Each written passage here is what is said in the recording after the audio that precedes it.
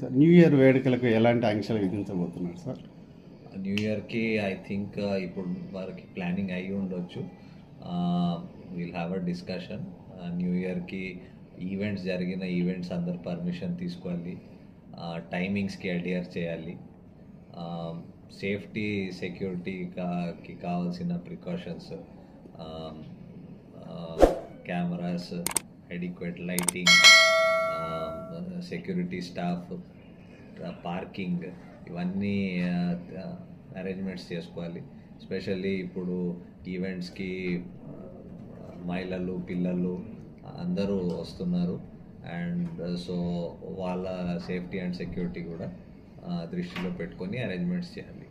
So అది కాకుండా నైట్లో రోడ్లో మూవ్మెంట్, పబ్లిక్ తిరగడం, అవన్నీ మీద కూడా మేము అడిక్వేట్ అరేంజ్మెంట్స్ చేస్తాం.